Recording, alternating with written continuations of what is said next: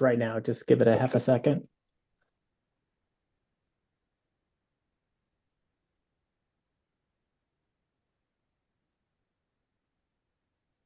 Yep, you're on.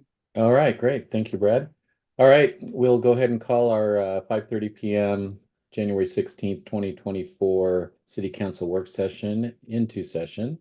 We've got 5 items on the agenda tonight. A couple of them are quick items, but we're going to be discussing some interfund loans for the Schaumburg sewer project, Cedar Creek undercrossing update, a traffic study on an update for Sunset Boulevard. And then we'll be talking about city manager recruitment and interim city attorney recruitment.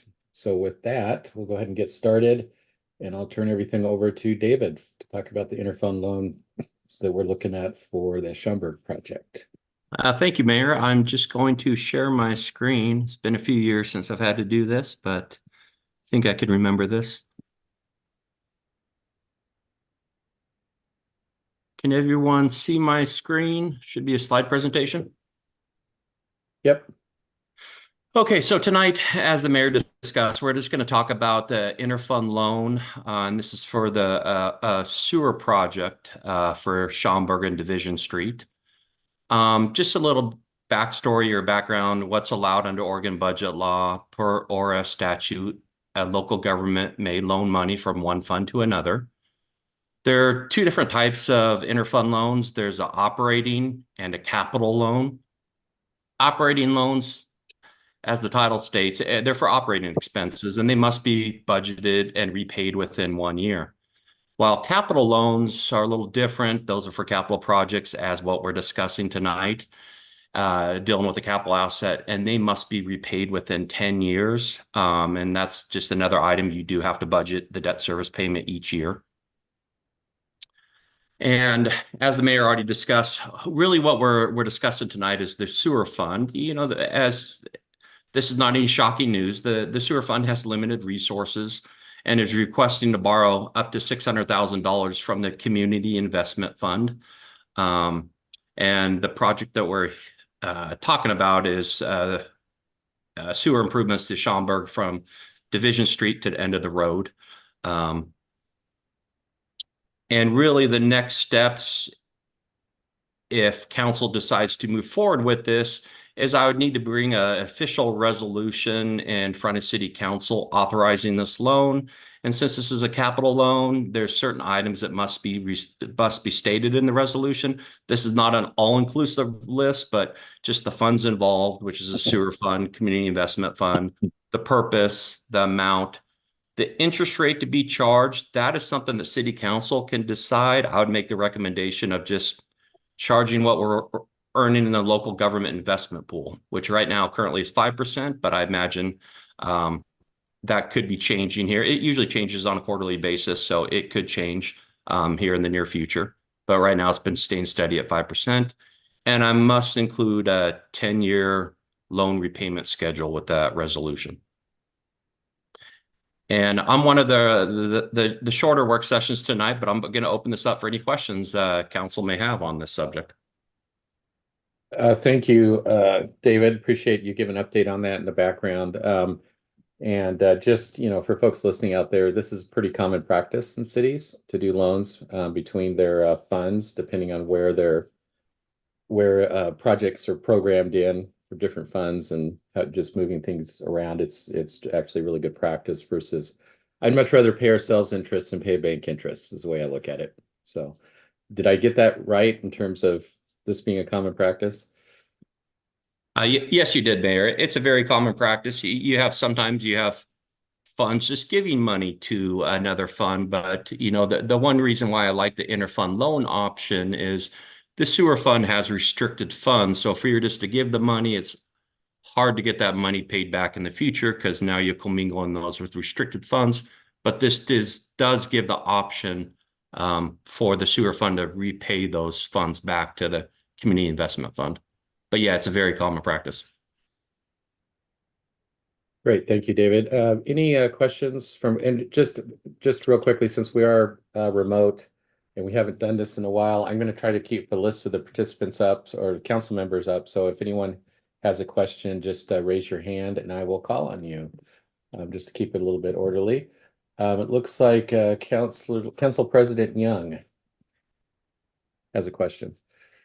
Yes, I was just curious what our balance is in the investment fund, or will that be information you bring forward when you bring a resolution forward?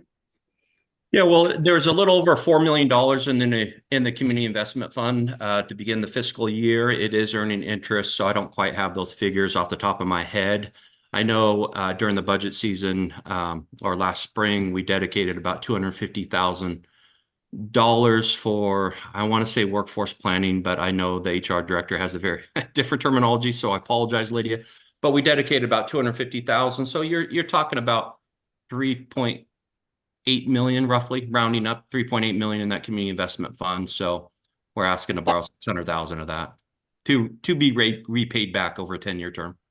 Yeah, all right, close enough. That's all I wanted. Rough, not exact. Career cycle planning, that might be the term. That is it. But close, same thing. Thank you. Looks like Renee, did you have a question? Your hand went down. It's already been answered. Thanks, Tim. Okay, great. Thank you. And then it looks like Taylor, Councilor Giles. Yeah. So close, Tim. Giles. Giles, gosh darn it. I'm just going to say Taylor from now on. That's all right. So the question is, so what is the money in the community fund meant to be spent on if it wasn't being loaned out? Right now, it's unrestricted dollars, and it's set aside for as council chooses and as council wishes. That was all a part of, I don't know if you recall last year, we utilized the ARPA funds to cover police expenditures, which is allowed under the federal guidelines, which freed up an additional $4 million. I'm just rounding down $4 million that was set aside in reserve for investment in the community. I guess I could say, but it is all unrestricted dollars in that community investment fund. Okay, thank you. All right, thank you. And Craig, just I think I know the answer to this, but it's probably worthwhile to talk about why the urgency on this sewer project and why we wouldn't just wait for our sewer fund to build up over time like we would normally do. Sure. So we have a failed sewer line that's happening now. It's been happening for a little while, and we need to get the repairs done. So we need to start the design this spring with this money. And this will allow an older pipe, which is like an Orangeburg pipe, to be replaced with newer sewer line. And then this will be a part of a larger project that has some storm work as well as some street work. So 600,000 just for the sanitary. It's a little over $1 million, I believe, for the total project cost. And the remainder would come out of a different fund because it's street fund. Yeah, street would be paying for the street part, and storm would be paying for the storm part out of the replacement funds. Great. Thank you, Craig. Any other questions for David or Craig on this project?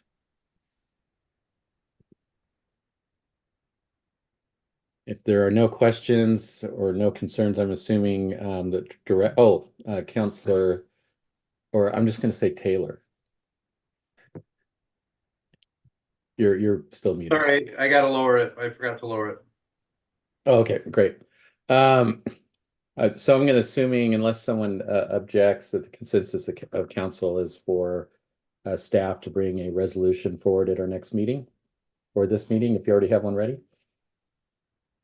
Don't have one ready for this meeting, but I will have it ready for the next meeting, the first meeting in February. All right. All right.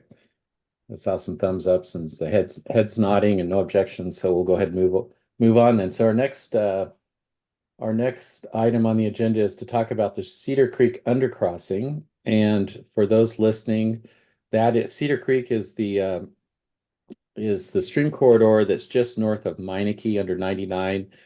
For years, we've had a proposed project to create a grade separated crossing for the trail system there to continue to connect East and West Sherwood. And this is one of our first steps in getting that work done. So So I am going to, let's see, Eric. I'm going to turn it over to Eric to give us an update on where we're at. Actually, Mayor, that was not Eric's project, so I can take it from here Okay. and end up turning it over to Jason. And then we actually have a couple people from Kittleson.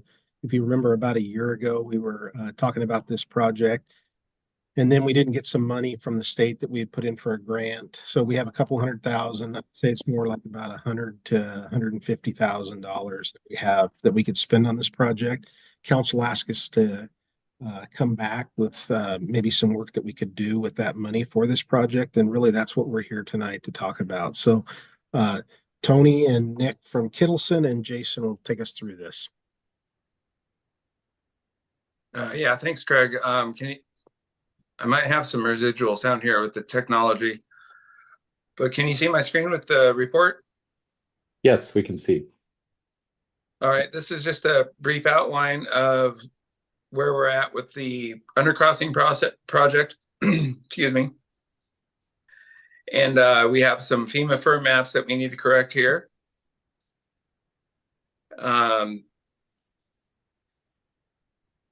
They're impacting quite a bit of our work here at the city. And you can see I've kind of put a map together that, are you guys getting the residual feedback on my sound? No, you sound clear to us. No, okay. That's just in my ear then. Okay. Okay, that'll just drive me nuts. Sorry about that. This is just technology issue. But anyways, if we don't correct the FEMA maps, we're going to have some residual impact on these projects here. Any feeder trail projects we do in the park, if we expand the stage parking lot, storm system, expansion of our stormwater management swales within the park. We've got 2 stormwater master plan projects that are in this area. Any grading and fill projects.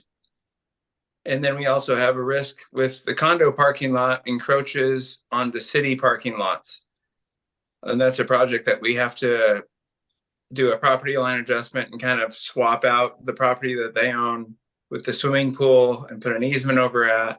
So we can't do any of this stuff unless we fix the floodplain maps. So here we're just kind of giving you an update on the project. This doesn't really have to do anything with the undercrossing directly. We know that's a $30 million project that we have to do preliminary engineering on. And we're here before you, letting you know that we're here to correct the FEMA maps. So I brought Kittleson and Associates on here to go over kind of the discrepancy in the maps. They prepared a presentation. These are some of the risk areas. You'll see at the condo, this is the discrepancy in the maps. This is what FEMA has for their elevation.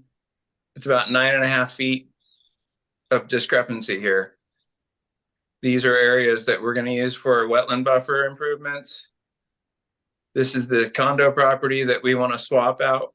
So Jason, would you property define, line. Jason, would you do me a favor and state which is the FEMA line and which is what we believe the line is? FEMA line is up here. The blue.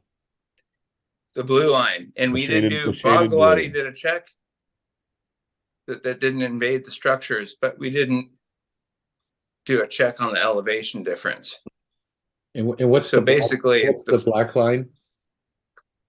The black line is the study line. That's a 9-foot difference there. And So the consultant's here to get into that okay. via presentation. I'm really sorry, my audio is like delaying myself, and it's a bit hard to talk here. I totally So here I'm going to let the consultants get into kind of the basis of this work session here, and I'm going to hand it off to Tony Roos, and he can introduce his team and kind of the study that we did to come up with the 9-foot difference in the floodplain. Thanks, Tony. Yep. Help me out with my audio. Hopefully mine's better. It's not ringing in my ears, if that helps you, Jason.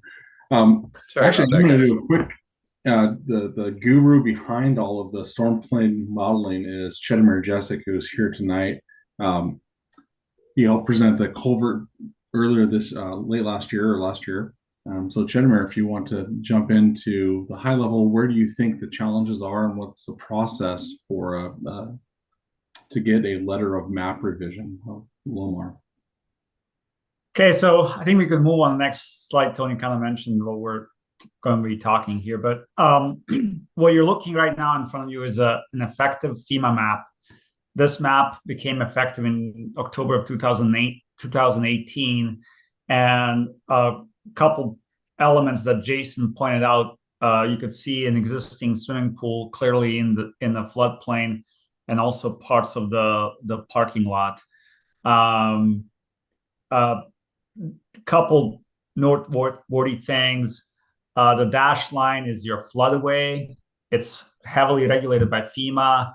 It's where you have to assure that there's no rise in water surface elevations. And then the blue is your 100-year floodplain, and kind of orange is a 500-year floodplain. So that is what is effective currently with FEMA. Let's move on next slide. I don't know who's doing that.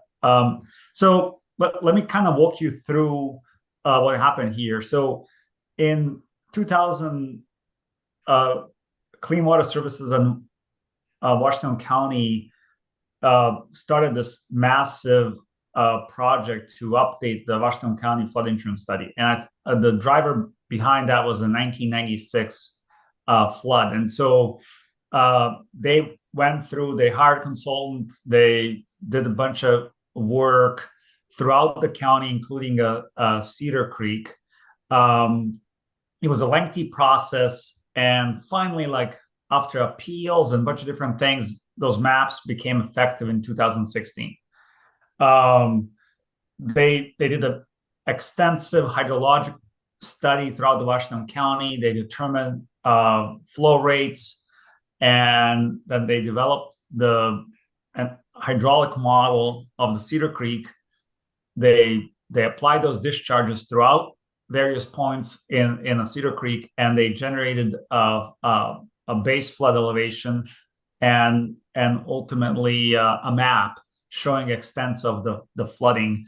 Like Jason pointed out, the water surface elevations were about 8-9 feet lower at 99 than they are currently. So I guess you could see there like 194.7 versus 157. Jason, you're going backwards. Oh, okay. So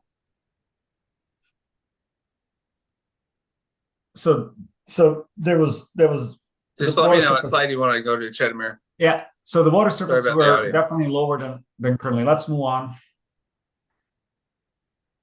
So in 2018, FEMA, as part of their 12 watershed risk map project, went ahead and updated these maps. So the maps were not even they were effective for about a couple of years.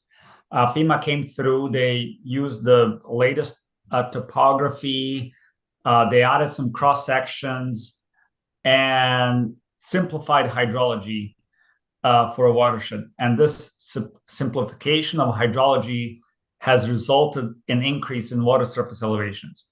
And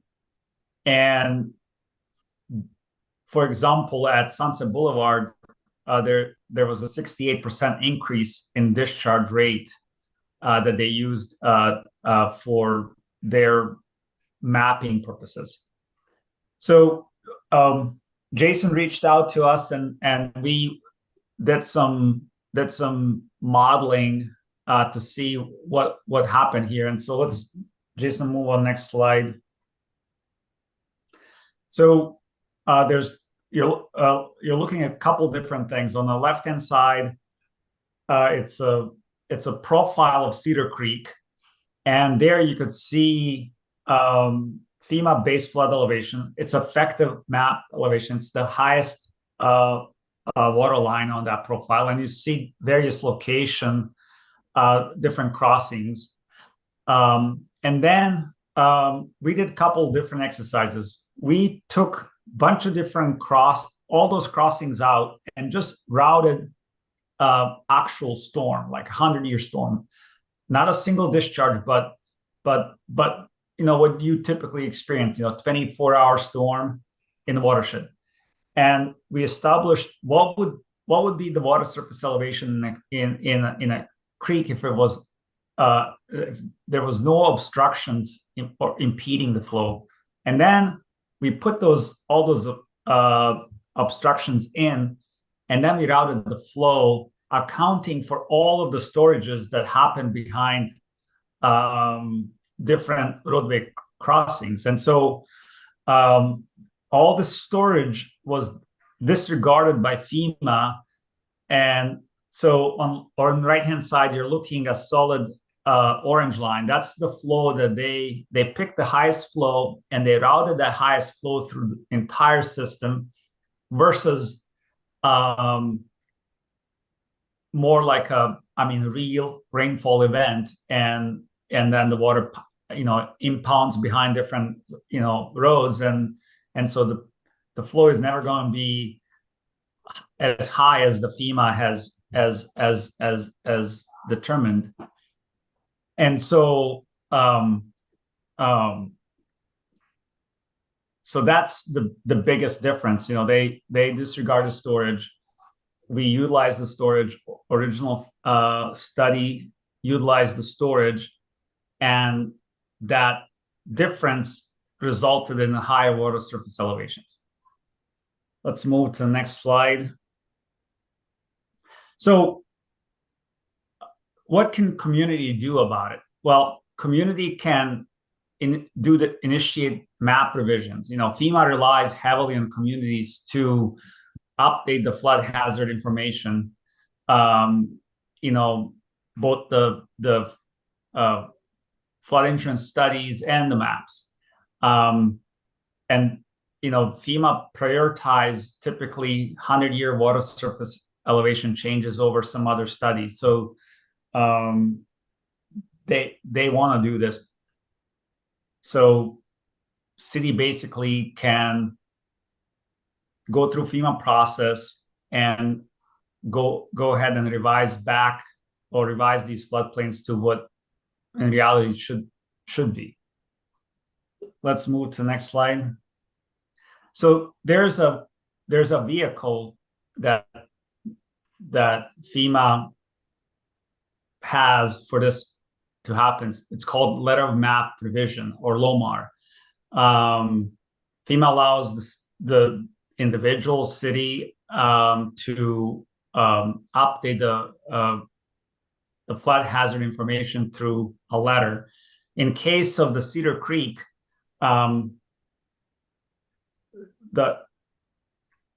this change is affecting entire panel.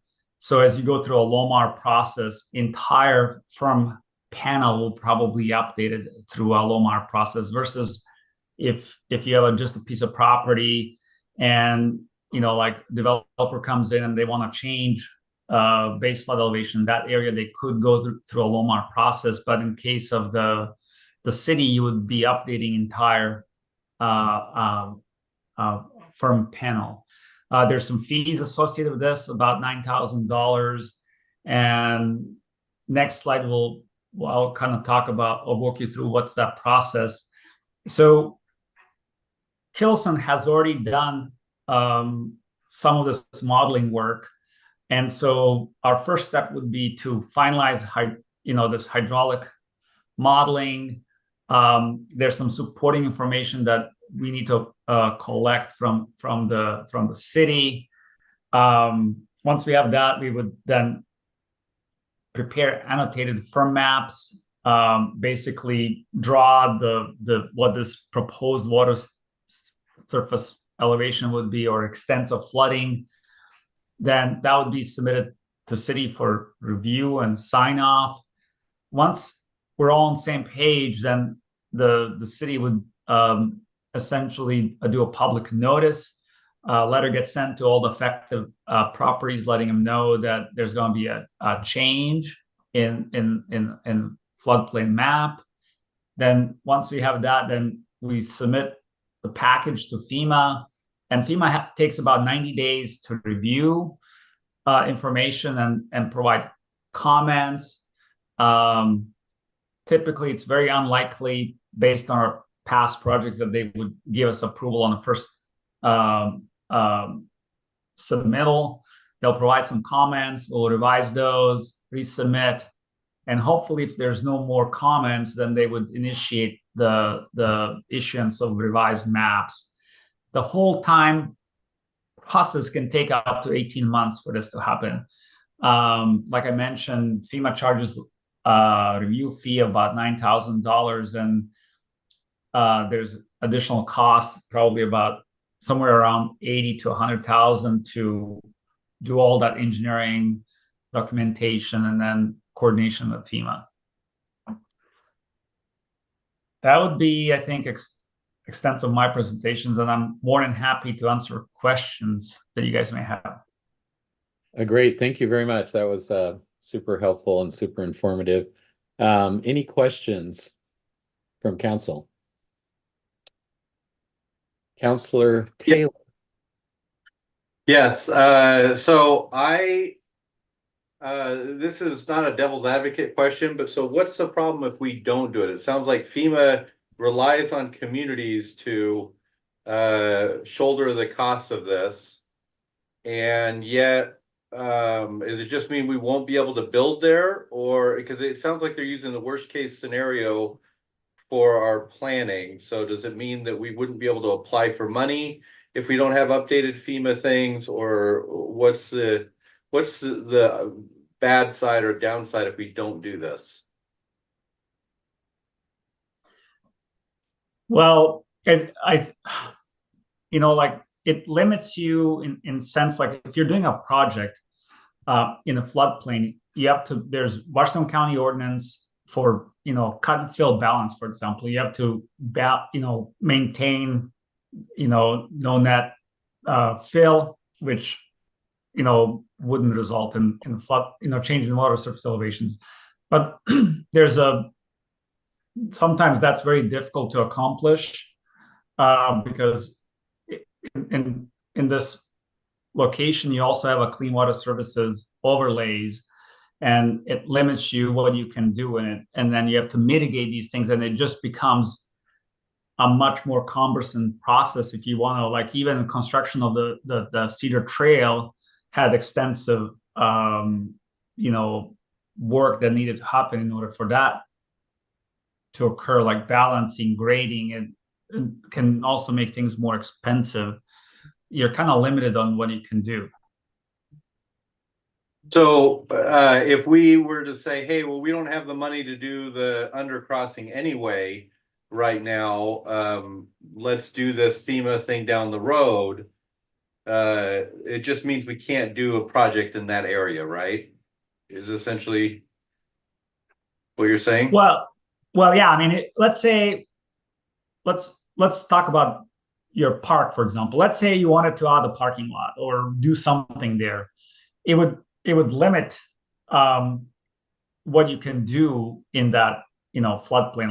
Like you have to maintain. It has to be flood neutral. You can't. Yeah. Build. No, I understand that, but flip it the other way. If we decide, hey, that trail is good the way it is now, we don't have to do the floodplain then thing for this area, right? Well, I think it would be helpful to go back to that list of projects that are impacted that Jason had at the beginning. Taylor, just real quick, there's several projects like Tim had just mentioned. It's more than just the trail. We have stormwater projects from the Glen Eagle subdivision that's got to go on in here. And that's where if we don't do something, it could affect that, or any future projects in Stella Olson, or anything that's right around that area that Cedar Creek comes into. Okay, so, but another question I had was, we're really only doing the FEMA stormwater update or whatever for that little strip that is out of compliance, or are there other places in the city where we've got other problems with our floodplain? It's, Taylor, I it's can't. just that area. Can you Just hear that me? area. Yeah. Okay. Yeah, it's mostly just that stretch, and to be honest, I think we're obligated to get this done. Thank God my audio is working now, but It's not. It isn't. It isn't We're working. we're having a hard time hearing you now, Jason. You're a robot great. now. Okay. Can you hear me a little bit? Yeah. Yeah. Okay. We're somewhat obligated, I think, to complete this exercise. It wasn't completed with the federally funded project, and it's just something we need to get done. So there's about 10, 15 projects that are impacted by not doing this that would require additional permits through Clean Water Services. Okay. DSL and whatnot if we don't fix the floodplains, and we're waiting around 10 years for the giant undercrossing project. So from my perspective, we have to complete this map revision. Yeah, Jason, we're losing you there. We can barely hear you now. Keith, you have a question? No, I just fully support moving forward because we need to do this to adjust the line so we can complete some fairly important immediate projects, small, medium-sized projects. And then depending upon the results, can further evaluate the undercrossing. Yeah. Well, one thing I would add is that also when the trail project was done, there's the bridge for path that kind of came through. That is not included now in that flood insurance study. That one action alone would trigger city to go through a process of updating the flood maps. Would it be fair to say that if we'd have had these maps updated at the time we did the Cedar Creek Trail, we would have saved more than $100,000 on that project?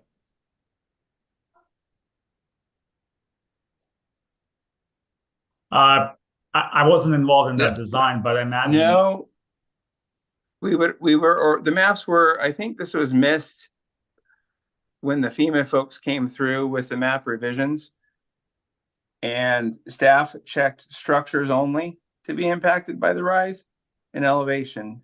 So the Cedar Creek or the Glen Eagle condos, their basement is not impacted, but they didn't check the elevation difference by staff. So this is something that I would describe as slipping under the radar of staff. So we would have still been tasked with remodeling the system and doing this exercise, whether we did it with the trail project or after the trail project. We would have had to have done it. All right. Well, thank you, Jason. I guess, are there any other questions from council on this? All right. Seeing now, my thought is moving forward, just the time frame to get it done in 18 months, as we're, even in recognizing this project's years out, because we have a lot of funding, the layer cake of funding that you have to put together to make the bigger projects happening. But that trail undercrossing project, I just don't want to be in a situation where we have to ask for money and then say, well, we got to do this 18-month study first. And there's a lot of other reasons to get this done. So I'm supportive of moving forward as well. Oh, and one more question. So when FEMA revised the map, and I think I heard you right, it was based on a study they were doing related to the wildlife refuge. Was there a point in that process where they come to us and say, hey, we're increasing these levels? Did they just land that on us and now we have to pay to get it fixed, or did we miss an appeal process back then? Technically, when they're doing this process, they're supposed to provide there's a comment period. And so I don't know if the notice was sent to city or it was sent and nobody or got missed, who knows? But they can't just change the maps without doing a public notice. Same way that you're required to do a public notice to revise the map. So I'm not sure what happened, but they did their work and the maps got changed. The city got notified or not, I'm not sure. Okay. I was just curious. I mean, that would have, I mean, if the maps changed in 16, I'm sure those notices were probably in 14 or 15. So, I mean, it's going back quite a long time. So I was just curious. All right. Any other questions for the team on this project? And unless I hear an objection, I think the guidance to council or staff is to bring a resolution forward on this.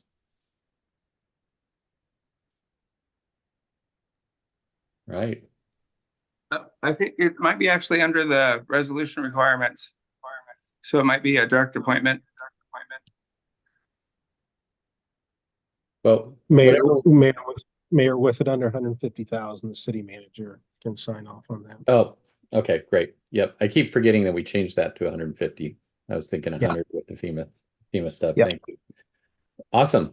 All right. Well, thank you so much, Jason and Craig and our consulting group for coming in today and presenting on this. We really appreciate it.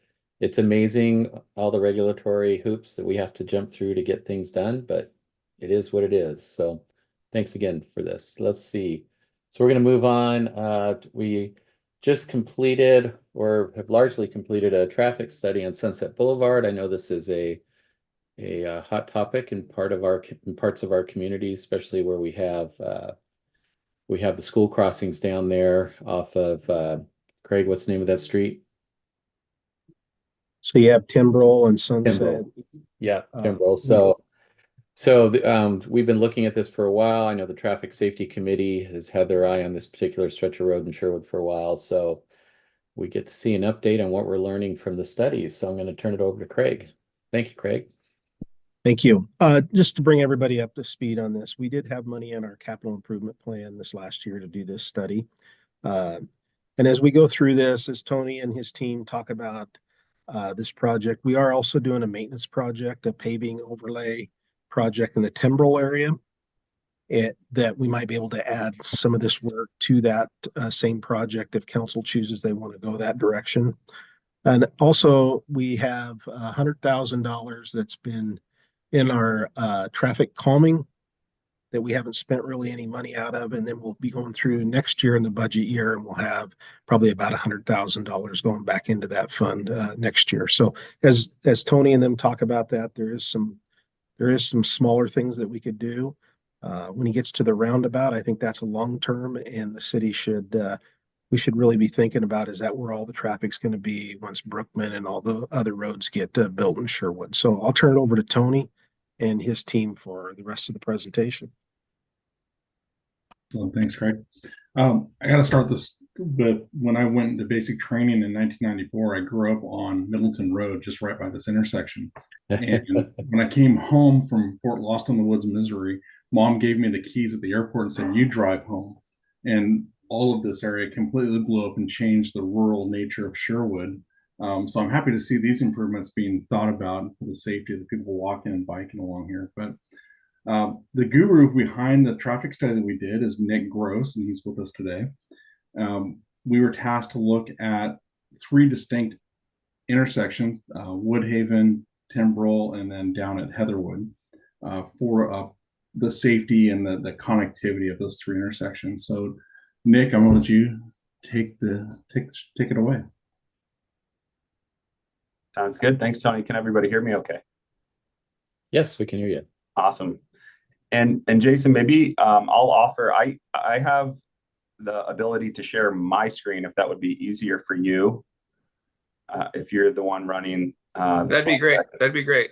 Okay, let me just. Brad, if you could make Nick a co-host. I think I am, or at least can you all you're there. see the screen? Okay, fantastic. Awesome. So thank you, councilors and mayor, for the opportunity to give you an update tonight on the what we call the Sunset Boulevard Crosswalk Safety and Enhancement Study. The agenda of the presentation, I'll cover quickly the project objectives. I'll orient us all to the study area and its surrounding context, and then dive into a little bit of the data of the levels of activity of people walking along and across Sunset. Then we'll touch on the existing condition assessment, and then our analysis at looking at enhanced pedestrian crossings, along with our recommendation and next steps. So I trust most of you are familiar with Sunset Boulevard. A quick orientation here. Pacific Highway, Highway 99 off to the left side of the screen here, Sherwood High School on the other side of the highway. Our study is focused primarily on Sunset between Highway 99 and Pinehurst, which is shown off towards Woodhaven Park on the right side of the screen. We took a detailed look at 3 intersections: intersection 1, Woodhaven; intersection 2, Timbrel Lane; and intersection 3, Heatherwood. And we collected traffic data and pedestrian counts at all of these locations. A couple other things worth pointing out. There are many what we'll call pedestrian generators and attractors in this area beyond just the residential nature of the neighborhood. We've got the Middleton Elementary School, the YMCA. We've got the Woodhaven Park that I mentioned. And then there's several formal and informal connections to Sunset Boulevard through the neighborhood. Those are shown on these green dots. And then there's also a more formal pedestrian connection, a pedestrian pathway off sort of to the bottom middle of your screen. So a lot going on. Just a little bit more on the context. As I mentioned, there's many attractions and destinations for people traveling along Sunset. We know through our experience walking it, and for those who have walked it, it's an extremely pleasant corridor to walk along. But the real challenge is crossing Sunset. And there are safety limitations and challenges to cross Sunset. And especially for children going to school, or families, or really anyone, even able-bodied people, it can be a bit challenging depending on where you're crossing, given the speeds, the curvature of the road, and the volume of traffic. So we'll dive into that a little bit more. So activity levels of people walking along the corridor. We collected counts at 3 locations. It's a very popular place to walk, whether you're walking to school, you're walking for a nice recreational trip, or you're walking for transportation. There are wide sidewalks, there are mature trees. These photos were taken in the summertime. The trees provide a very nice shaded pathways, and there's landscape buffers, so you're not walking immediately adjacent to the travel way, which makes it quite comfortable. So very high quality walking experience, again, walking along the corridor. We collected counts at Woodhaven, Timbrel, and Heatherwood, and there were over 477 people recorded who entered one of those 3 intersections during our morning and evening peak periods. Those were the periods that we collected traffic counts and pedestrian counts at. The morning, we collected 7 to 9 a.m. And in the evening, or really the afternoon to evening, we collected from noon to 6 p.m. So 477 people recorded walking along Sunset during this time period. That is very high. Just to put it in perspective from other studies we've done, that's one of the higher numbers I've seen. Was that a school day? It was, yes. It was, I believe it was maybe close to the last week of schools still in session. Thank you. Yep. Here's a breakdown of those numbers, the pedestrian or the people walking, those numbers by intersection, Woodhaven, Timbrel, and Heatherwood. In orange is what we call total entering volume. That's not necessarily someone crossing the street, but they have entered the intersection. So they may be just crossing one leg of Sunset Boulevard. The yellow is showing the crossing volumes. And you can see there's significant volume at each location, especially Timbrel. We have 271 people entering that intersection with a total of 154 people crossing at Timbrel. So again, extremely high, relatively high volume. And even at Woodhaven, 90 people entering and 29 people crossing. Those are very high numbers. At Heatherwood, we had no one crossing, and that's likely because there is no marked crosswalk there. And we'll touch on that a little bit more later in my slide deck. I'm trying to picture in my mind what someone entering but not crossing looks like, and I'm struck. Yeah, sorry. So entering would be recorded if you think about a traditional four-way intersection. Someone just crossing the top leg of the intersection. Trying to maybe orient you to an example here. So if just for the sake of explaining, if you look at Highway 99 and Sunset, crossing just the leg of Sunset, we wouldn't consider that a crossing of Highway 99. I see. So for Sunset, when we talk about crossing volumes, we mean across Sunset. When we talk about entering volumes, that could be someone crossing the leg of Timbrel, for example. So out of the going to the Heatherwood example, no one crossed Sunset. Correct. They all crossed Heatherwood. Correct. And we have no idea how many of them wanted to cross Sunset. Probably very few would be my guess, or they would have. Correct. Okay. Yep. And I'll touch on Heatherwood a little bit more in the later part of this. And Nick, and for those listening, and for maybe those on council that don't travel on Sunset a lot, that Timbrel crossing is where most of the school kids cross. Yes. So you got a grade school, and most of Woodhaven is in their 1 mile walking shed. So you've got kids walking there. So I'm guessing a lot of that 271 or 154 crossing are school age kids. Can we look at that on the map again, where that, or unless it's coming up? Which one's Timbrel? Timbrel's intersection number 2 here. Oh yeah, okay, very familiar. The school right here. Yeah, and just that little green dot above Timbrel, because I used to do this. A lot of parents will drive their cars over to that traffic circle and wait for their kids to come down the road, cross the street, and then jump in the car. Well, and they have crossing guards on Sunset at that Timbrel intersection, even though there's not a crossing. They have crossing guards. They do have crossing guards, and we did get, just as a reminder, last year we worked with the school system because we had crossing guards that on several occasions almost got hit by speeding cars that weren't paying attention to that school zone. Thank you. Yeah. Okay, I'm going to touch on some of the key findings now from the study. So we'll start with the intersection of Woodhaven Drive, which you can see depicted here in the photograph. This is approaching Woodhaven after you've turned off of Highway 99, heading towards Woodhaven Drive. So this intersection, we'll talk about priorities, but this is the highest priority, call it need or safety improvement that we've identified. What we have observed in our field visit and what we've heard from the community and through others, people who are driving eastbound on Sunset who are in the rightmost lane, so sort of just adjacent, closest in the photograph there where it says school, in the rightmost lane, that's actually what we call a drop lane, which means in about 100 or 200 feet up the road, it forces you to turn right.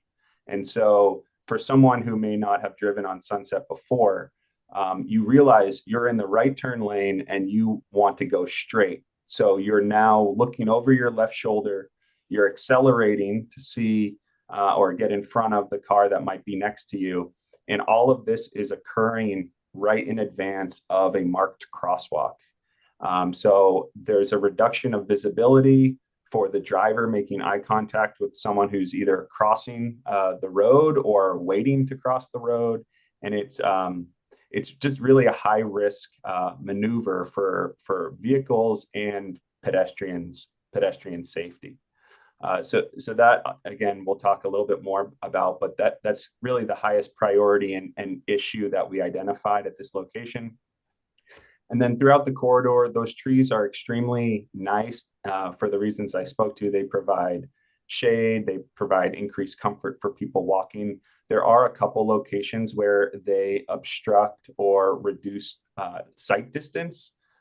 We want to make it also a priority to preserve trees as much as we can throughout this, and we're not planning to remove any, but it may mean that there is some maintenance needs to improve sight distance visibility.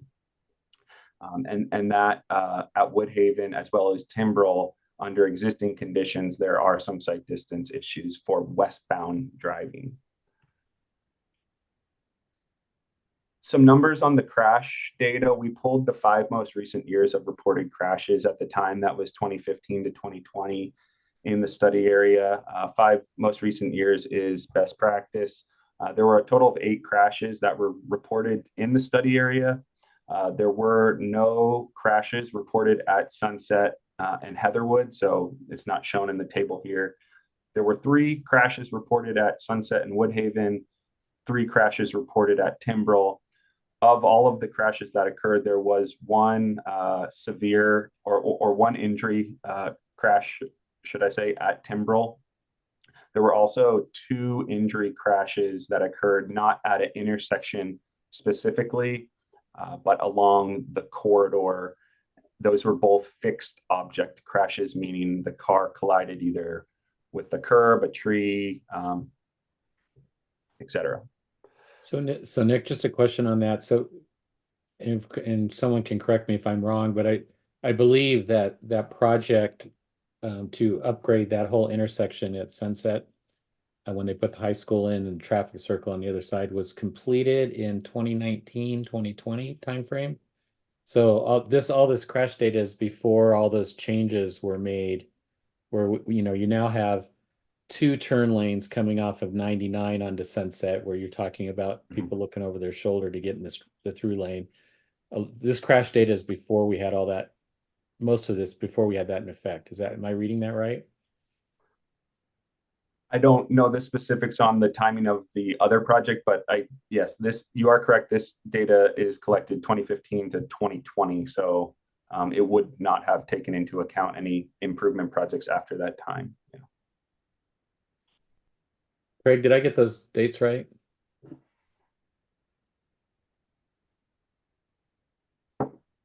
I'd actually have to look back at that, Mayor. Okay. I was just trying to understand the data as it relates to the current configuration. Okay. So just a couple more slides here. I'll touch on quickly what we call our pedestrian crossing analysis. We rely on 2 methodologies. These are both supported on a national and state and local level. The first is the NCHRP Report 562.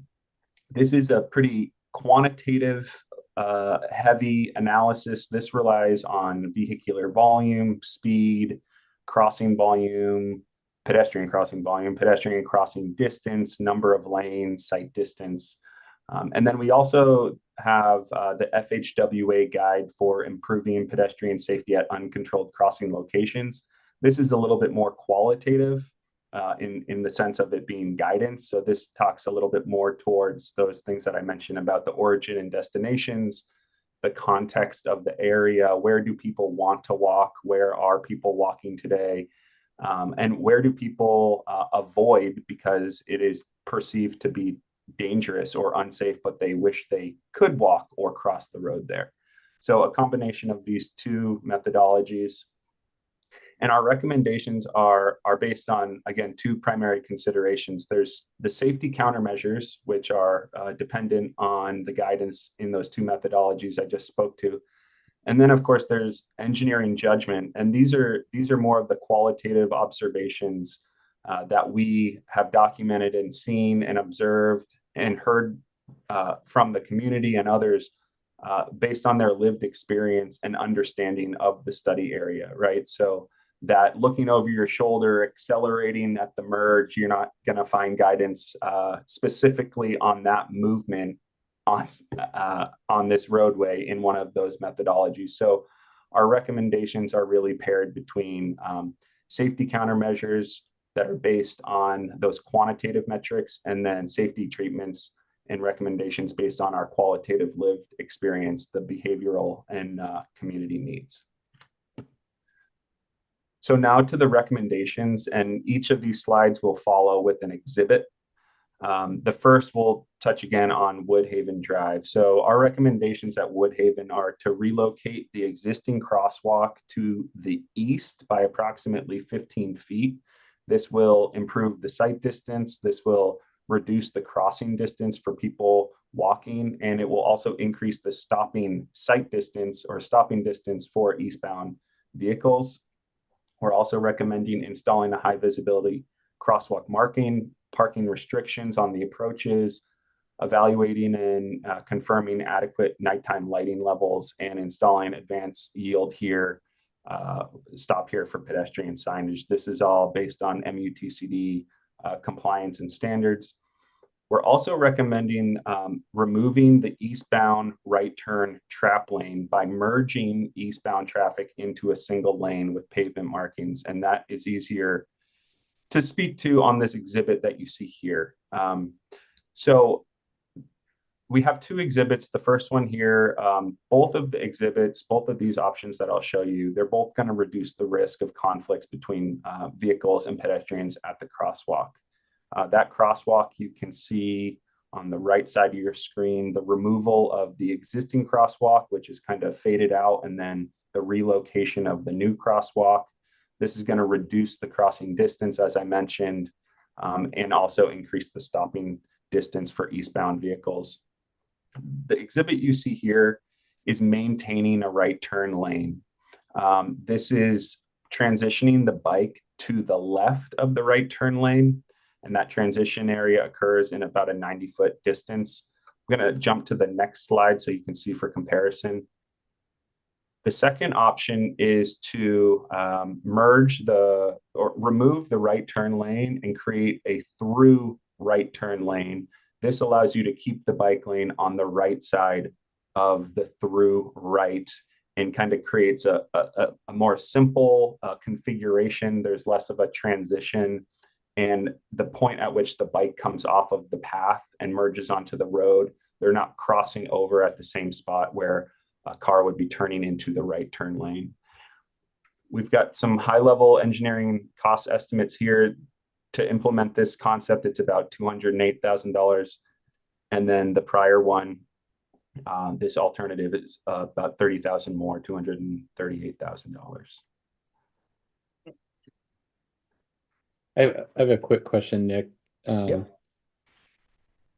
I'm sure when ODOT designed the intersection on 99, they're thinking about traffic backing up on 99 into that, into those left-hand turn lanes as you're coming south, and minimizing the impact of that. Is there an option to make that one lane and extend the amount of the space they have? It just feels like we're trying to cram people in there. They're turning with two lanes. I'm just curious what our options with ODOT are on that side. Because it used to be one lane, one turn lane. So just so I'm clear, you're talking about the southbound left turn lane on Highway 99. Yeah. That is going to be challenging to reverse anything, any recent improvements or really any capacity. ODOT's going to consider that a capacity constraint movement, and they're more interested in traffic on 99 than the impact on our side streets. It's likely. Yeah. Okay. I can speak to that. I got my audio fixed, but that would be affecting the bandwidth. That would require ODOT to give up bandwidth from their system, and which is very hard to do. So that's why they require the dual lefts into that area so it could clear out the left turns quickly. And instead of a very long queue of left turns, we'd have to steal the bandwidth back from ODOT, and that's very difficult to do. Yeah. Okay. Hey, on the intersection at the change in Woodhaven and Sunset there, could you help me understand, is there any data that shows, because it feels like that's a fairly new intersection. I mean, I know that the road's like 15 years old now, 20 years old now or whatever, but is there any data that shows that that actually does make it safer to cross by dropping those back, and or is it just a theoretical change?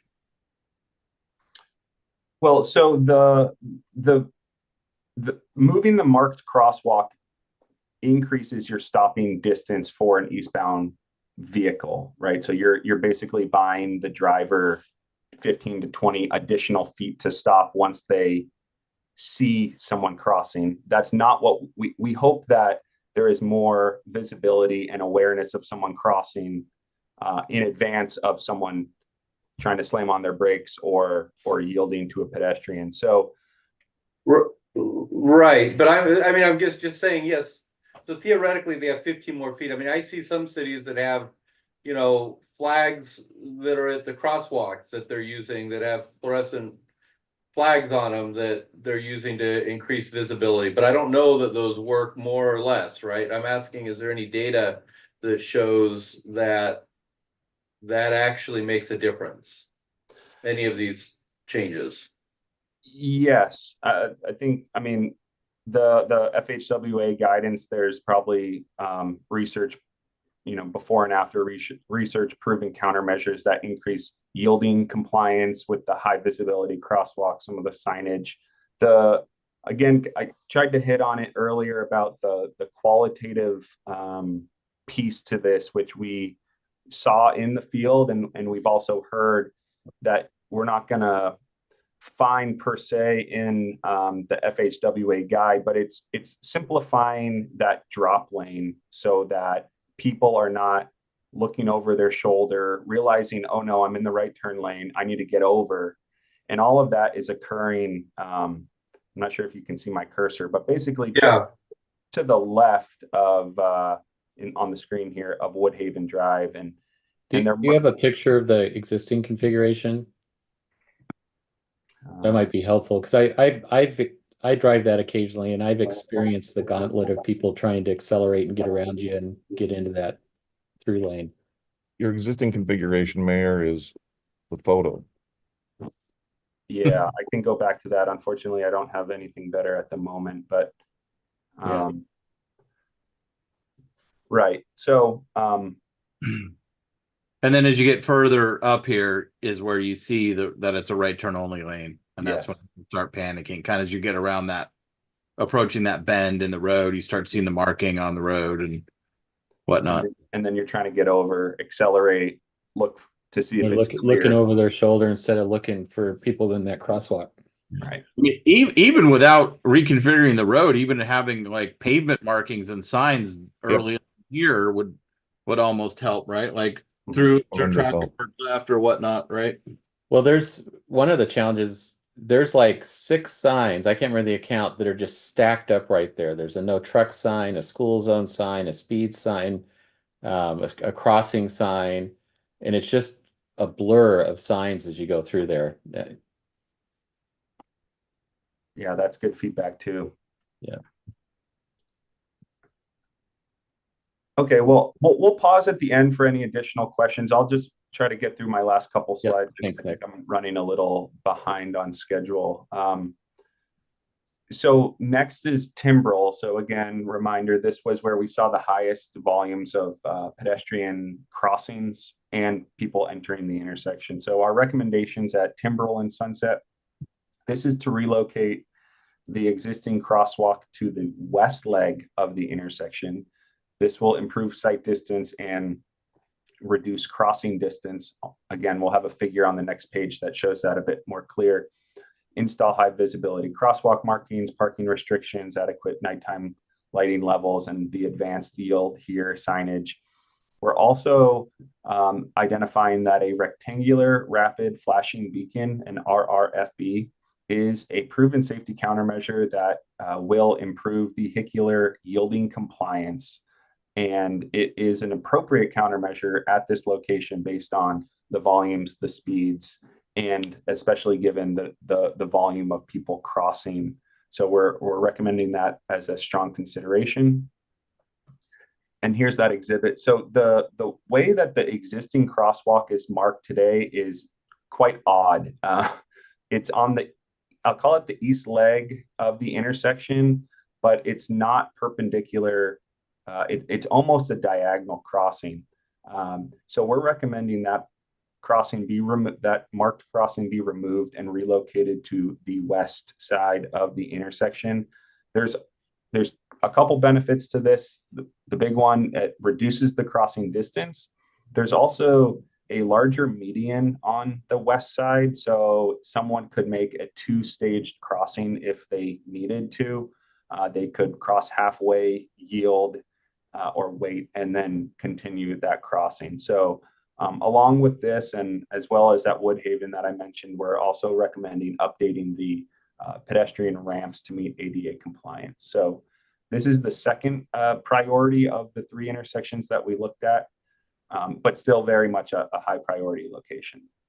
So what I see with this one, and by the way, I live right off the street, so I've traveled this multiple times a day, is this now requires, and I understand it's a shorter distance, but now students are going to need to cross Sunset and then cross Timbrell because the next crossing is down. So more crossing guards are going to be needed. Anyways, something else to think about, but I understand the reason. So is the only reason is so that they can have that 2-stage crossing, or as if you moved it to the east side, you wouldn't have to cross both roads, but you wouldn't have the opportunity to do a 2-stage crossing. Well, so when I guess just to clarify, so if as shown, the marked crosswalk on the west side of the intersection, someone could cross. They don't need to cross the Timbrell lane leg of the intersection. They can just continue south on Timbrell to school. Yeah, but they do to get to school eventually. They'll eventually have to cross it, is I think what they're trying to point out. And during school pickup and school drop off, that road gets a lot of traffic. Mm-hmm. Yeah, they all need to end up being on the other side of Timbrell. So that's what I think the point Kim was making is that you're now taking what is a single crossing and making it 2 crossings. And that's something that we're going to talk about the school district with on a Safe Routes to School Action Plan. That other side may be a Safe Routes to School Action Plan route. Mm-hmm. And one of the benefits to this 2-stage crossing, if you're coming down Timbrell on like a scooter or something out of control or anything like that, you could put up barricades to potentially prevent a kid from going out into Sunset, and then they'd be required to cross Timbrell. But I see you do have a good point that this does require additional crossings until that other side of the sidewalk gets constructed. So that's a great point that we'll follow up on for that. Yeah, thanks for those comments. It's primarily there's a sidewalk, and then there's a gap with one lot, and then there's sidewalks on that other side of Timbrell and then that big undeveloped corner lot has no improvements, right?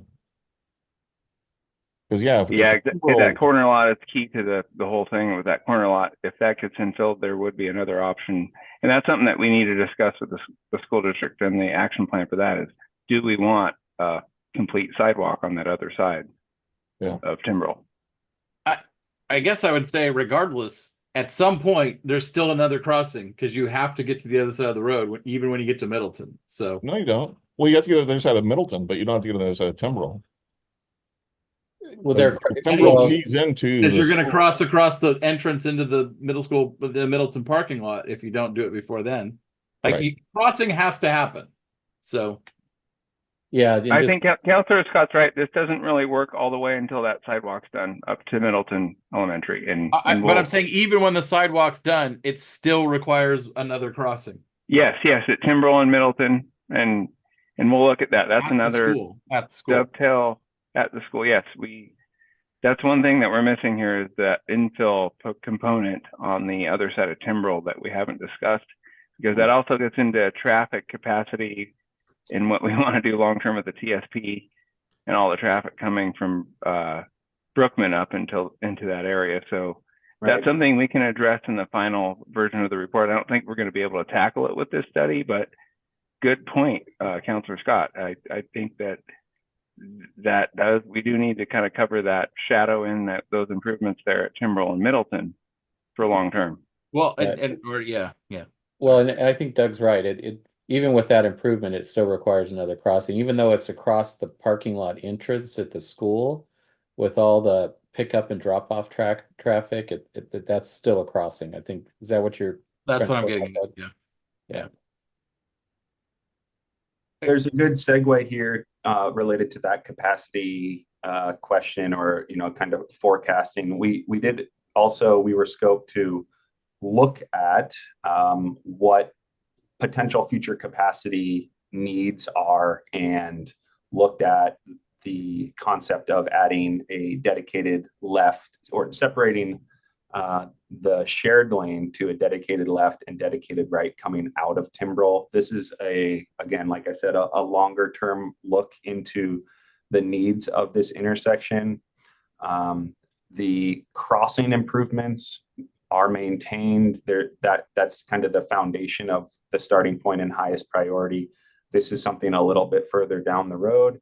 And then we also sketched in a roundabout concept to identify, is it feasible? Are there fatal flaws? What are the trade-offs and considerations? Avoiding impacts to adjacent neighbors and properties. And so this, as you can hopefully see, it's very sketch level. This is showing, really going again through that due diligence of, is this even something that's possible? And it can fit.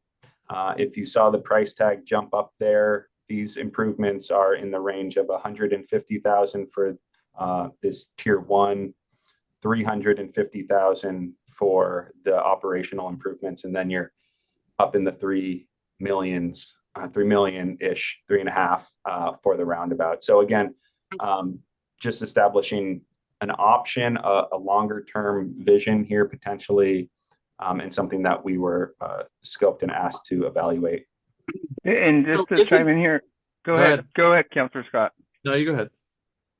We were also going to look at a Hawk system, which is a pedestrian signal at this location, in addition to the roundabout concept. I just wanted to clarify. Go ahead, Councilor Scott. So I was going to ask first about, you mentioned a rectangular something that or in the previous slide. What is that? The rectangular rapid flashing beacon. I'm not sure I have a picture of one in the presentation. I can just describe it. Yeah, so it's a push activated beacon. You've probably seen one. They're okay. So like we have by Target. Yeah, and the new one up at Sunset and Pine. Okay. So someone comes along, they push the button, it starts flashing. Correct. For 20, 30 seconds or whatever the timer is. Okay. Exactly. Then I don't like the roundabout concept. Like, to me, the reason, I mean, maybe I'm way off base here, but I always thought the reason you'd have roundabouts was to increase vehicle traffic flow, but that they were generally thought to be, in my experience, is less safe for pedestrians, not more safe for pedestrians. Do we have a vehicle flow problem at this intersection? Yes, we do. We do have one on the horizon here with the Brookman intersection not getting a signal, and this roundabout concept was actually drafted up by the previous city engineer and to be included with the TSP update. And we do, and you are right, Councilor Scott, with the pedestrian concerns at roundabouts, and that's why we're wanting to look at the pedestrian signal system here. I think the mayor had mentioned an interest in looking at that too.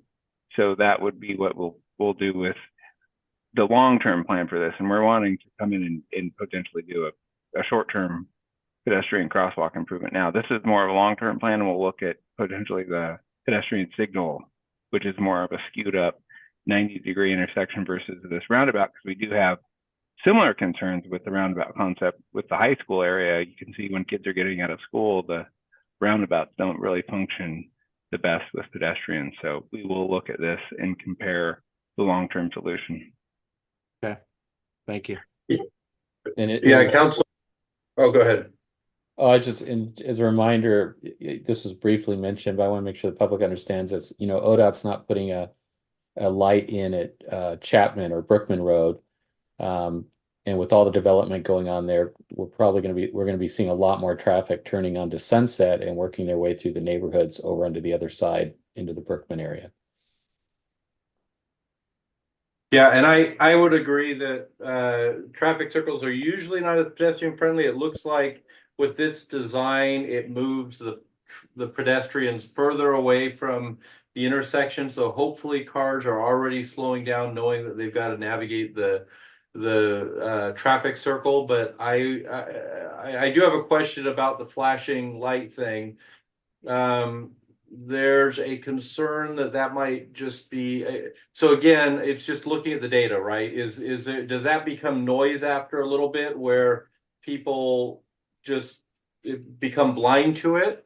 Or is that something that actually makes a difference, right? Because again, I want to spend the money if it really makes a difference. If it's just a new thing that quickly doesn't make a difference to the actual data, then I'm not that interested in that. Yeah, I can speak more confidently to the research and the data behind the rectangular rapid flashing beacon. It is absolutely proven through many studies to increase motorist yielding compliance. Great. So I guess I'll leave it at that for now. I can.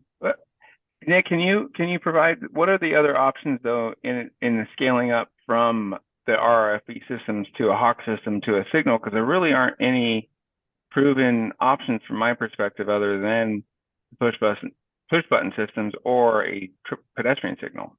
I really like what we do at the old middle school on Sherwood, where it's a push button and an actual stoplight. Mm-hmm. So cars are Amen. stopped. I hate think these that's other things.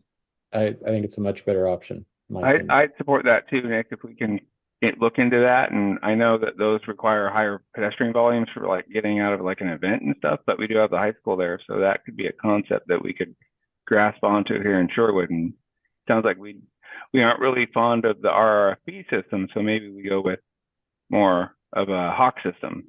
Yep. We can look into that. Absolutely. Yeah. And I want to be conscious of Councillor May's hand up, but why don't you go? I'm sorry, Councillor Mays. Yeah, my biggest concern with these flashing things to try to get drivers to be compliant is it gives pedestrians a false sense of security. And who's the largest volume of people using this is going to be kids. Mm-hmm. So I'd rather give a surety to the kids that it's telling the traffic to stop. If we go down that road here. Just anecdotally, and hopefully we can have some traffic data to support this down the road, but Sunset is getting used as a cut through resource for people traveling through our community. If you, even on a non-school day, the westbound traffic on Sunset turning left onto 99 is quite impressive nowadays. Usually can back all the way up to Pinehurst. So it's not even, a lot of those folks aren't even in our community. Okay.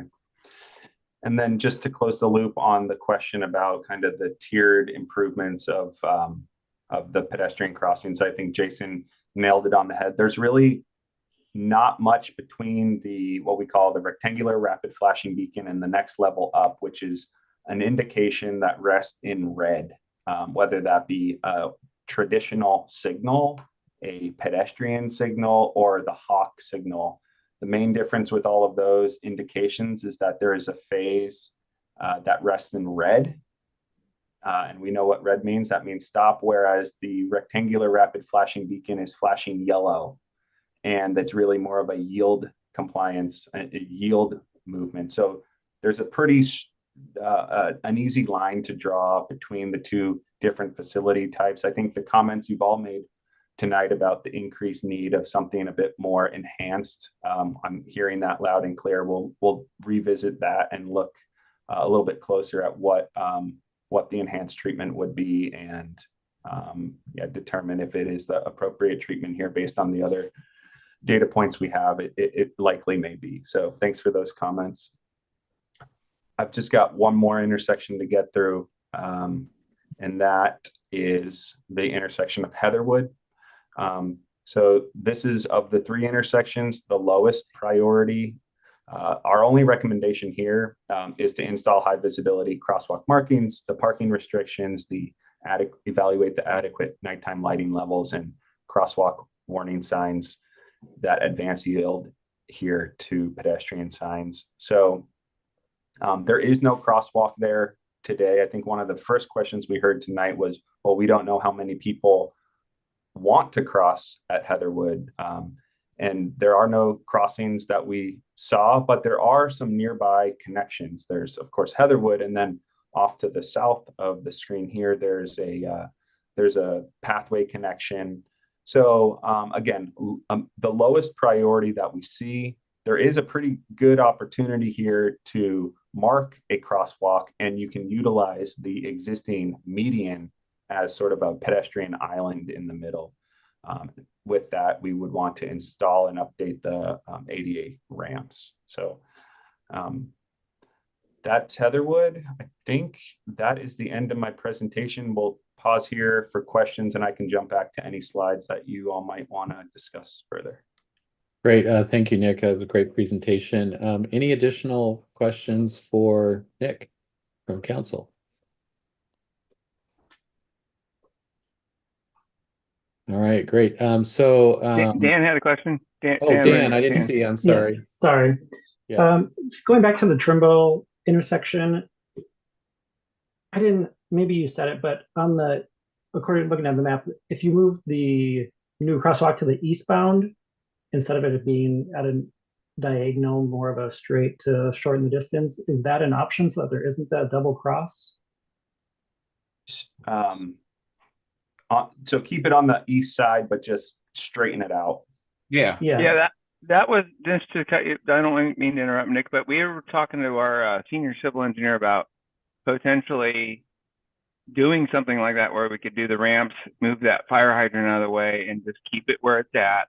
We've got a paving project coming up, and then we'll look at potentially the cost of, getting that in with that project, leaving it where it is, and then maybe that satisfies some of the safety concerns. We don't get the double crossing, but that's kind of where we're going with it to the counselors, is talking to Craig Sheldon. We're going to potentially just evaluate whether we can keep it where it's at and not have it skewed across the intersection. And we can report back to you what we find out there. And if we can get that budgeted into our paving project that we have for Timbrel. Initial calculations indicated that we could not, but we feel we owe it to you to just look at it and potentially sneak that into the current city budget for the fiscal year. So we'll circle back with you and talk to Nick and whether we can do that. I know one of the reasons we looked to push it to the west side was the reducing the number of conflict points with vehicles crossing the pedestrian path. So if you put it on the east side, you have the right turners off of Timbrel and the left turn movement off of Sunset. But if you put it on the east side, it's only the left turn and the 2 through movements that are going to be conflicting. So we're reducing the number of potential crossings and with the pedestrians. And we still need to shadow in Councillor Scott's point of the crossings up at Timbrel and Middleton Road. I think that's a key component, and we're going to be meeting up with the school district for the action plan there. I think that actually could take care of some clarity, and we're wanting to snuff this out because we got the paving project coming up on Timbrel, and potentially just give you an answer whether we can afford to get this crosswalk at Timbrel into that project. And again, we weren't seeing a budget available to do that last year, but we'll look at it again. All right. I apologize, Dan. You were hidden below the screen on me. So any other questions for the team? All right. Jason, Craig, do you need any direction from us tonight on this, or?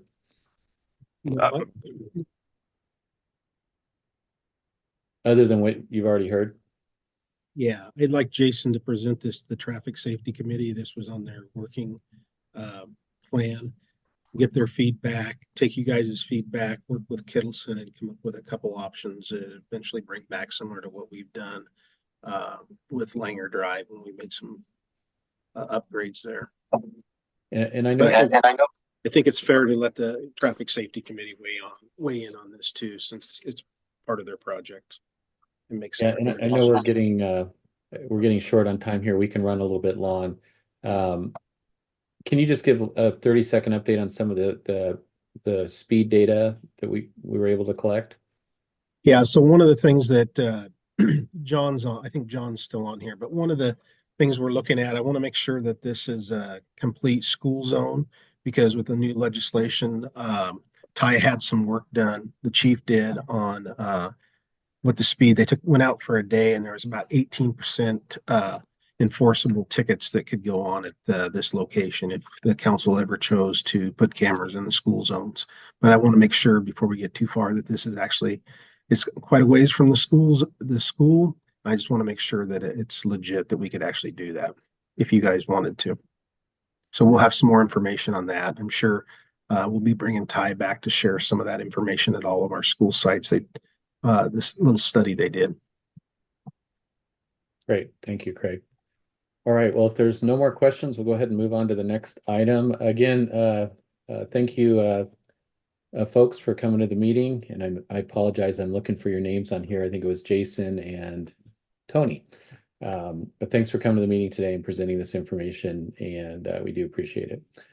All right, so our next item on the agenda is city manager recruitment next steps. I know it says Ryan, you're going to start, but I think you're just going to kick it right back to me, aren't you?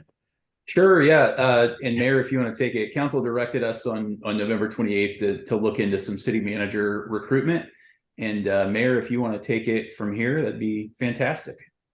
Great. Yeah, I think what we're looking for tonight is just some direction from council on that process. I've had several folks approach me with different ideas around this. One of them, and Craig and I talked a little bit, and Craig, feel free to jump in, because this obviously impacts you, because you are our interim city manager. But we have some options. We can immediately start a recruitment process now. We can put the brakes on it and wait until after we get through budget season. We could even make a hiring decision right now. I'm not personally suggesting that, but those would be our three options. But I wanted to get what the consensus of council is. So Kim, you have your hand up, so I'm gonna go to you.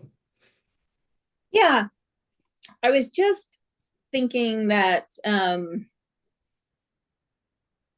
maybe it would be worthwhile putting a pause and having an interim for a longer period of time. I think things are going well with the trajectory that we're on with Craig at the helm as interim. I feel like if we do it now, we're going to be in a rush, because we're going to want Ryan to be part of the process, and then he's going to be going on deployment. And then if we do a longer, whether it be a 9-month or a 12-month interim, and then reevaluate there. That's my suggestion. And before we go too far down this, Craig and I had a conversation about that, because I'd been approached on this, and Craig, I don't want to use your words, but you seemed willing to take this on for a longer period of time if we decided to do a pause. Am I speaking out of turn? No, I think I'd be willing to do that. We might have to adjust some stuff we have going on in Public Works to make it longer term, but I think we can do that if you guys are happy with what's going on. I'm happy to do it for a little longer time than what we originally talked about. So it's really up to you guys. Okay, great. Thanks, Craig. Anything more, Kim? No, thank you for getting Craig to weigh in. Yeah, I just thought I was that just was gonna, important. plead to him. Councilor Scott, you're next. Yeah, so Kim stole my idea. And I think I was one of the people who approached you about this a while back. But first of all, on the interim attorney front, we need to go. Yeah, we're going to get to that in a few minutes. Okay, yeah. I thought we were talking about both, so I apologize. So that's all right. On that front, we need to go. On the city manager front, unless there's some massively compelling reason why we save a bunch of time or money by combining the interim attorney search with a city manager search, I don't believe there is, but if there is, like, we need to consider that, obviously. But otherwise, I would be in favor of putting a pause on this, given what Craig just said. I assume Kristen is also willing. I don't speak for her, assuming she's willing to continue in her role, helping Craig out as well as the assistant. She says yes. So with that said, I would be happy to put a pause on this, at least until we get the interim attorney search lined up and done, and then reevaluate it at that point in time, would be my way I would want to go. All right, thank you, Doug. Renee, you're next. Yeah, I'm in favor of putting pause. I'd even go so far as to suggest to wait till Ryan returns, but I've also talked with Craig and gotten his feedback. So I think that would be let the dust settle, let things stabilize, and let the good work keep going. Thanks, Renee. Taylor. Yeah, I have a little bit of a different view. Surprise, but I worry that having two interim leaders at our two top positions for the better part of a year is disabling in itself. And so I would say, and by the way, I think Craig and Kristen are doing a phenomenal job.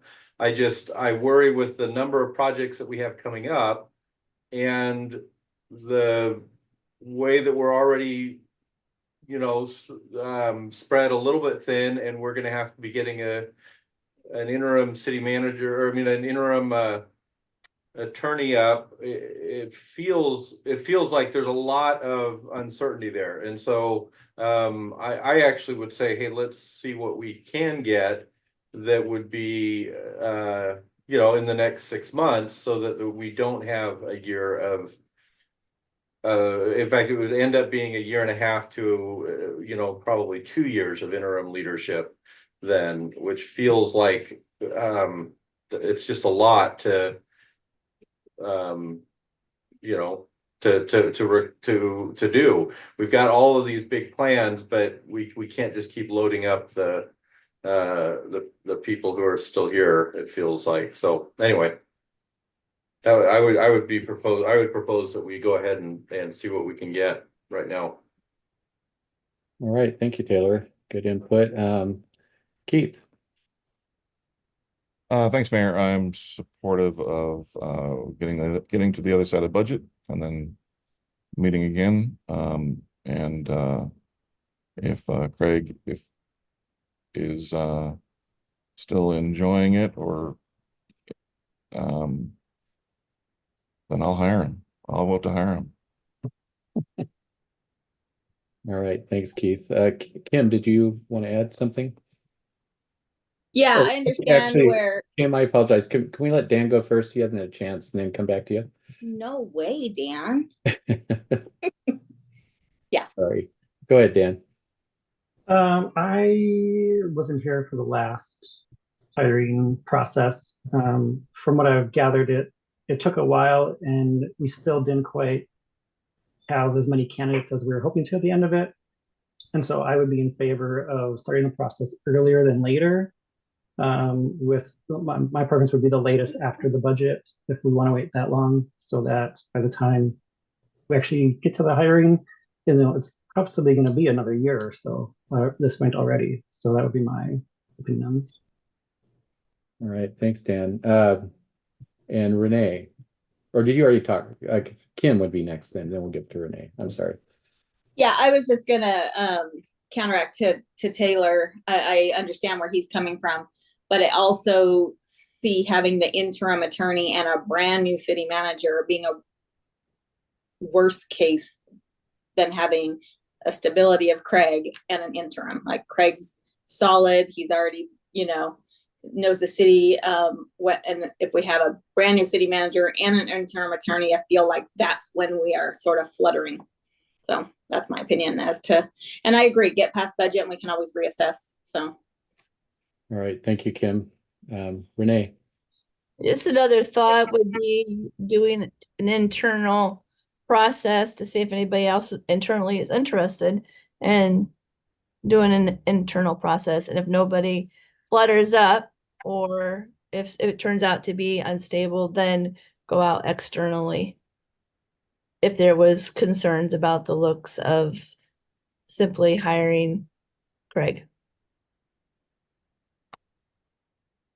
All right, thank you, Renee. And Taylor? Yeah, so, and again, I haven't talked to Craig about this, so if we want to do this, I didn't know if he wants the position or not, but my feeling was hopefully that Craig wouldn't be going anywhere and that we would not have a that there would be a ramp up time with a new city manager, but as Dan pointed out, it took us a while last time. Obviously, we didn't get the candidate the majority of the people wanted.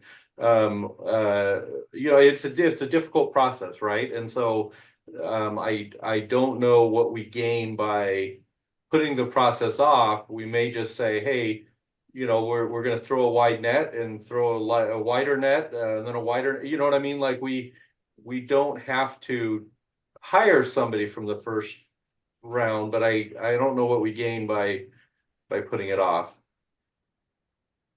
All right, thank you, Taylor. And Renee, did you want to say something again, or did you leave your hand up? No, just another thought. Whatever we do, if Craig stays in his role, there's still public works. So how does that need to be backfilled? Do we need to find a public works director or somebody to help support what's going on there? Because there is a lot of work going on in that arena. Just something else. Craig, you want to answer that? What your thoughts are on that? Yeah, that's what I alluded to earlier about we'd have to reevaluate some in public works, but I think there's somebody capable of stepping in to do that.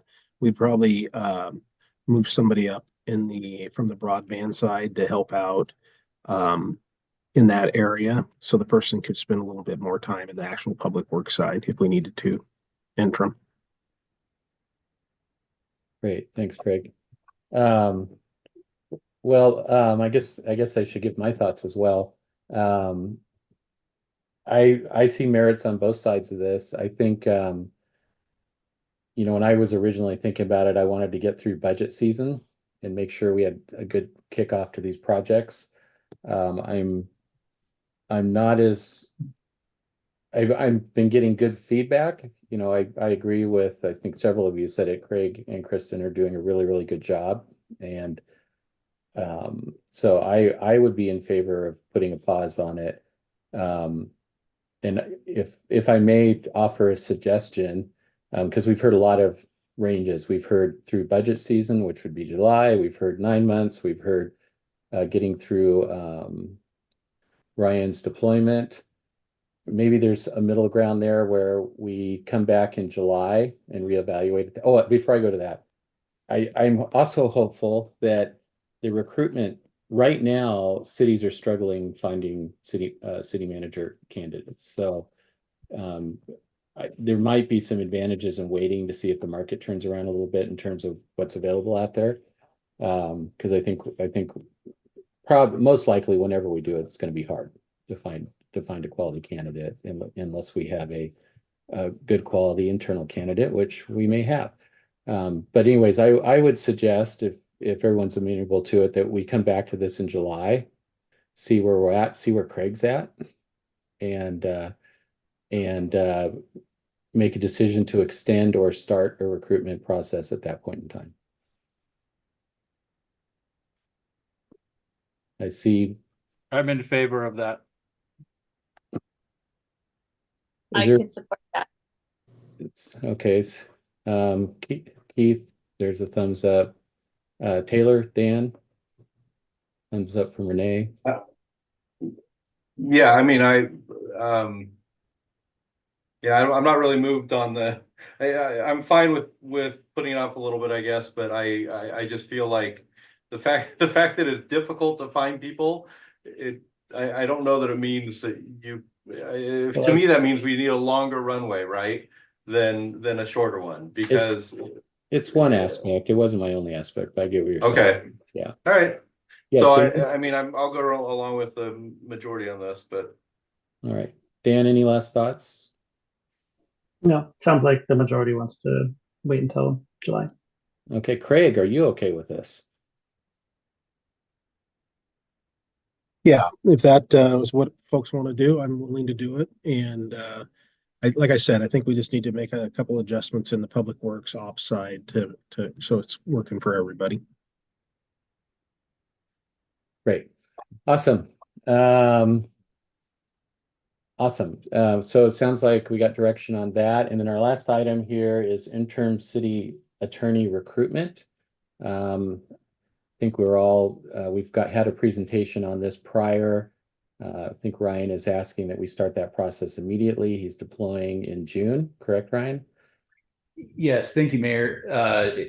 We are ready, and we've posted the job online, and we've called it a deputy city attorney, so that person, it more aligns with stepping in and filling the role of the city attorney. And so we've got that posted, and we are actively recruiting for that right now. Based, the change from, I believe we had this discussion, if memory serves, on November the 21st, and obviously there's been significant changes since then in staff and some different moves around at the executive levels. And so there is some concern, not with the next year or the next year after that's budget, but what the 5-year forecast would look like in hiring this position. This is something that we will address at budget season next. We won't come before you in a work session. If there's an issue, we'll bring it up at budget committee. But for right now, we're going full steam ahead on an interim or a deputy city attorney that would act as the interim city attorney. And I'll dovetail into that last conversation about Craig. There is absolutely no doubt in my mind that whomever steps in as the deputy city attorney, interim city attorney, that they will be just fine with Craig. Craig is a wealth of knowledge, a wealth of information, and he knows exactly what he's doing. So I don't have concerns there from a legal perspective. Craig would be able to mentor that person. So with that being said, to the extent that we are not successful in a recruitment, I just wanted council to give me the flexibility, if need be, in worst case situation, to put together an RFP and do outside counsel if that's necessary. So what I'm bringing to you tonight is a worst case scenario, and that's, if we are unsuccessful, I think that would be the option, is to go next step for an RFP and go outside counsel on that. So with that being said, I'm sure there will be questions, and I'm happy to address those. All right. Thank you, Ryan. And we are running a little bit late, but that's okay. We can start our regular session a little bit late here. Councilor Young, you were first. Yeah, the position as advertised, is it being advertised as a 1 year or as a permanent? Permanent. Okay. It's incredibly, I think it would be futile to put something out and have, nobody that's making a decent amount or that has the experience is going to give up that job and come here for 1 year just to not have a job in another year. That would be, in my opinion, a waste of our time. So we did post the job as permanent. All right. Keith. Thanks, Mayor. How long does it take to go through a process of, if Plan A is not successful, to do the RFP for a contractor? And is there, I feel at this point, we need to kind of do the shotgun approach and do multiple things at the same time. Sure. And that's certainly a valid perspective, Councilor Mays. I think, we've posted the position as a continuous recruitment. I think we would give it 2 months, and I haven't had the conversation with interim city manager on this, but I think 2 months would be reasonable to have somebody on board. Certainly we could see where we're at in the next month and see how many applications come in. And in a couple of weeks from now, depending on the volume of those applications, go ahead and put the RFP out. Personally, I would really love to know what a cost perspective would be of hiring a contractor for the year as well, or a contractor for 14 or 16 months, to have overlaps, just to know that potential number. Sure, I'll have that for you tomorrow. Perfect. So we wouldn't know that without responses to an RFP though. Well, I'll have you a general ballpark of what it will be tomorrow with a reasonable certainty. How's that? Okay. Renee. I'm in favor of the RFP process, but a couple questions. Can our budget sustain two attorneys? And then secondarily, is it possible to do a post where it says either, I haven't thought about this enough to wordsmith it, but whether it says permit or interim, so that there's an either or piece in there so that we're not bound by just a full-time continuing position. So I think your question is, can we re-advertise it to make it either or? Is that right? We could. My recommendation would be that we not do that. I mean, I don't want to create uncertainty around a position. I don't know if that, will I guess yield the most applicants. If that's the will of council, I'd be happy to revisit that post and we could go there. All right. It sounds like, I mean, it's already posted, correct? That's correct. Okay, so we can come back to this in our next meeting and refine, and in the meantime, see what kind of applicants we're getting. Yes, Mayor, I think so. And the whole purpose of posting it was to see, let's see what kind of quality applicants we're getting and reassess as need be. Right. And timing wise, we might be into budget season before we have to make a final decision. Anyways, so we'll be able to address all the budget issues as well, I'm guessing. But all right, so is everyone okay with that? We'll keep this post up, see how the recruitment goes, and we'll get another work session scheduled either the next meeting or the following meeting to refine how we move forward. I actually like the idea too at some point of just getting the RFP out there because we can't be without an attorney, right? So. All right. I'm not seeing anybody give a thumbs down, so I think we are good on that one. Thank you, everybody. So we'll go ahead and close out the work session at this point. We can all log out and we'll start our council meeting here in 5 minutes.